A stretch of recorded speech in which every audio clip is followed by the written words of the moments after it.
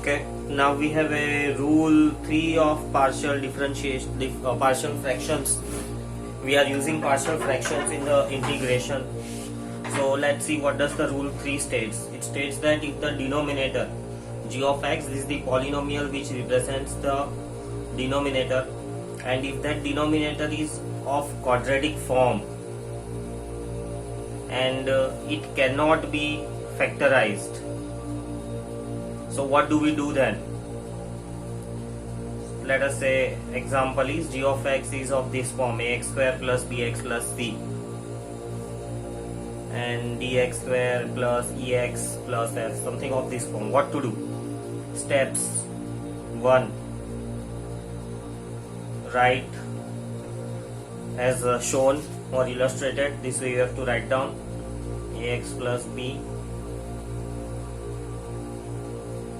then we have cx plus d upon, right. Then next we have the step 2, in which we have to repeat the steps similar to the previous rules, that is taking the LCM,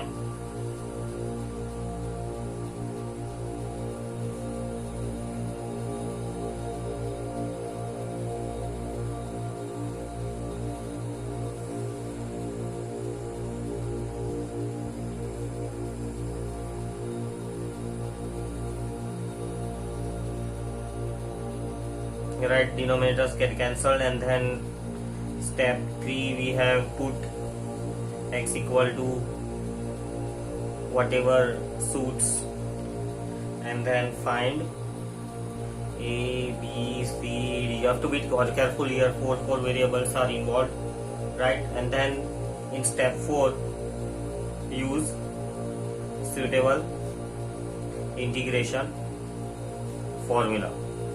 Let's see some based on this question. The question that we have is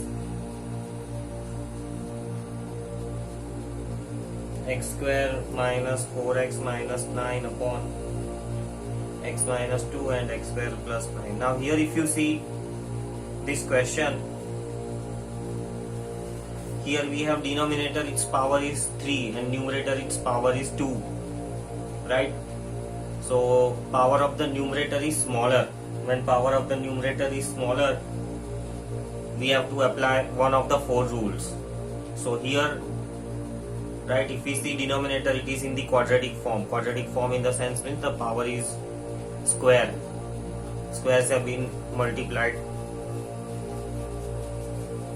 So this one, how to solve it? This can be further written as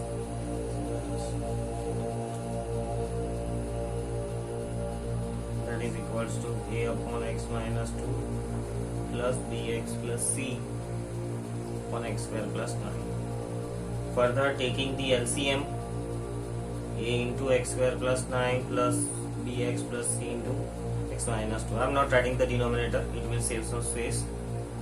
So now here we have to put the values of x and find out the values of a, b and c.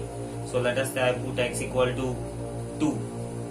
So this will give 4 minus 8 minus 9, 2 2s are 4, 4 plus 9 is 13a, plus this will be 2b plus c, and this will be 0, so we don't have to write, this becomes 0. We get value of a here.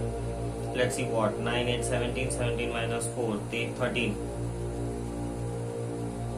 So minus 13 upon 13, I get value of a as minus 1.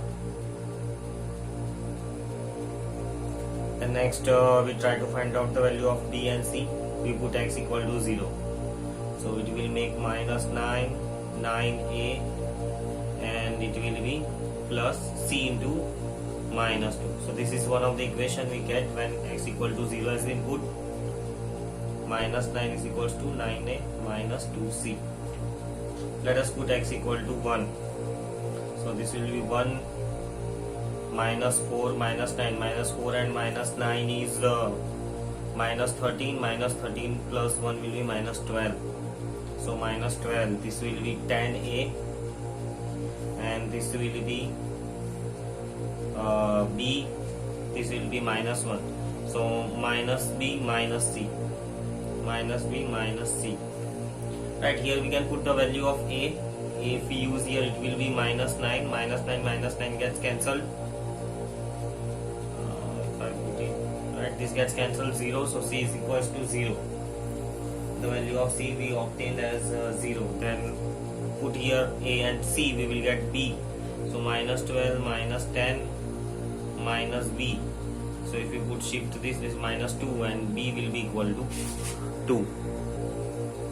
Using these values of a, b and c, our integration can be written as,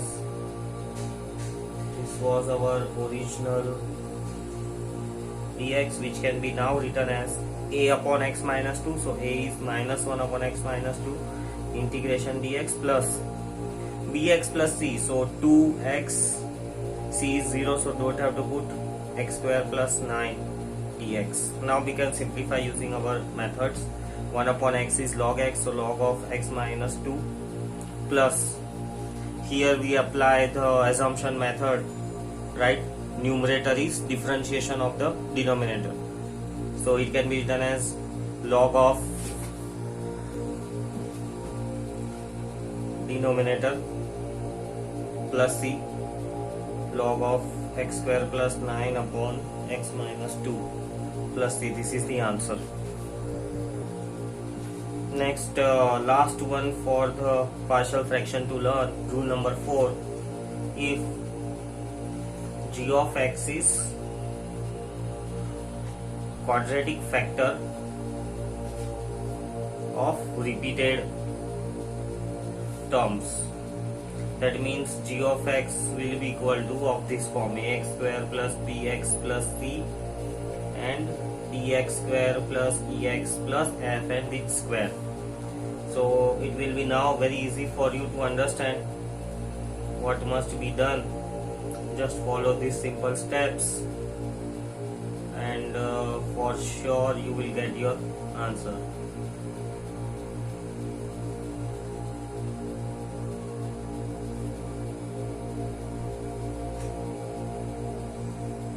Just notice the difference here.